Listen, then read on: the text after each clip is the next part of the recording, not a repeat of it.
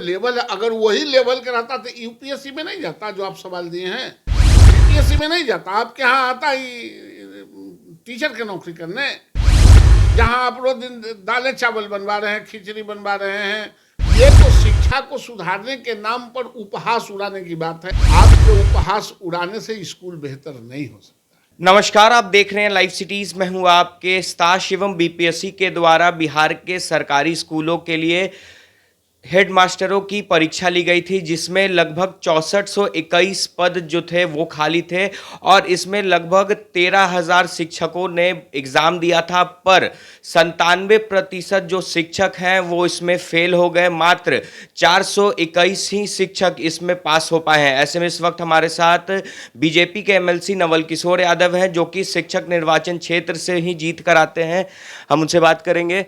बिहार के शिक्षकों की ऐसी हालत क्यों हो गई है कि 3% ही शिक्षक ही पास हो पाए? अरे वो तो 3% पास कर गया, सो बहुत पास कर गया। आप सवाल क्या कर रहे हैं? आप शिक्षक की बहाली किए हैं, आप शिक्षा के लिए, स्कूल में पढ़ाने के लिए आप उसके रेंज से बाहर का सवाल पूछेंगे। आप बीपीएससी से ऊपर का सवाल उठेंगे, आप यूपीएससी के तरह का सवाल पूछेंगे तो कोई क्वालिफाई नहीं करेगा। आप भी दीजिएगा तो नहीं दीजिएगा, जो परीक्षा लिया है वह भी परीक्षा दे तो नहीं पास करेगा। हम सवाल करते कैसा है, हम सवाल दे कैसे, हम एलिमिनेट करने के लिए, हम किसी को डिस्क्वालीफाई करने के लिए सवाल कर रहे हैं या सवाल कंप्लीट करने के लिए कर रहे हैं, ये सबसे बड़ी बात है। और हेडमास्टर को क्या करना है? एडमिनिस्ट्रेशन देखना है।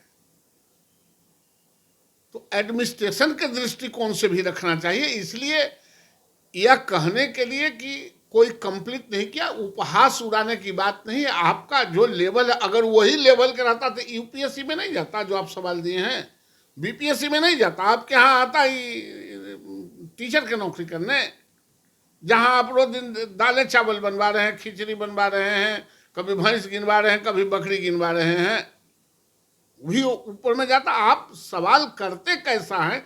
चूंकि यहाँ अनुभव से कुछ लेना देना नहीं है कि हम किससे सवाल कैसा करें। चूंकि भीड़ बढ़ गया है, आज बच्चे जो परीक्षा दे रहे हैं, कम्पिटिटिव एग्जामिनेशन दे रहे हैं, तो उसमें मूलतः सवाल इस तरह के सेट किए जा रहे हैं कि किस तरह हम बच्चों को इग्नोर कर सकें, हम किस तरह बच्चों को एलिमिनेट कर दें, हटा दें रास्ते से। हटाने का मतलब यह नहीं है कि उसका इंटेलिजेंसिया खराब है, इंटेलिजेंट नहीं है, लेकिन इंटेलिजेंट है। हर आदमी की अपनी सीमा है ना, अपने सीमा के अनुसार ही जॉब में गया है ना। आप उस सीमा से ऊपर कोई सवाल रखेंगे तो निश्चित रूप से यही रिजल्ट होगा।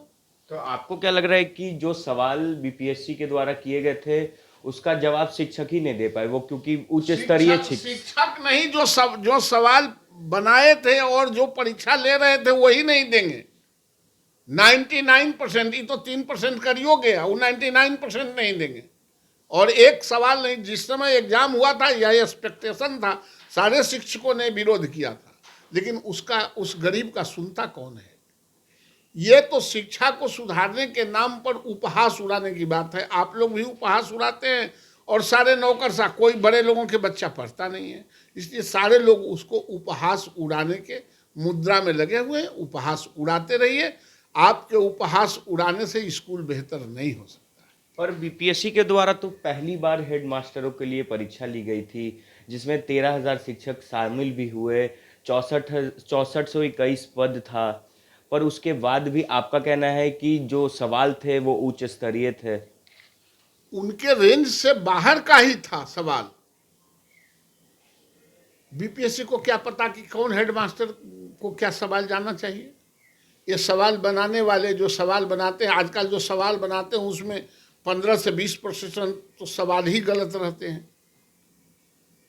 तो उपहास उड़ाने की जरूरत नहीं है, आप उसके लेवल में रखिएगा। हमारी जो हैसियत है, हमको 20 किलो उठाने की हैसियत है, आप 40 किलो दे दीजिए, कह दीजिए कि आप फेल कर गए। हम 20 किलो उठा ही सकते हैं, तो 40 किलो कहाँ से उठा लेंगे? हमको जिस काम के लिए बहाली हुआ है, पठन पाठन के लिए, उसके रेंज से बाहर पूछिएगा तो कहाँ से देंगे? वो सब परीक्षा दे के ना आया है जो मास्टर है। तो जितने शिक्षक इसमें एलिमिनेट हुए हैं वो सब एग्जाम में दे के ना आए हैं, वहाँ भर्ती हुए हैं। तो आपको लगा कि एग्जाम दे के भर्ती हुआ है तो अब इससे बड़ा एग्जाम ले लेते हैं, ऐसा एग्जाम ले लेते हैं कि एलिमिनेट हो जाए। मैं कहता हूं सवाल अर्जुन का हो तो गीता की उत्पत्ति होती है, सवाल दुर्योधन का हो तो युद्ध होता है।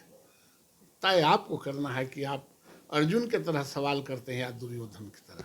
तो इसका मतलब कि आप बीपीएससी पे ही सवाल उठा रहे हैं। हम किसी पर सवाल नहीं उठा रहे हैं, हम उन विद्वानों पर सवाल उठा रहे हैं जिस तरह के प्रश्न बनाए थे वो स्वयं भी प्रश्नों के जवाब नहीं दे सकते थे।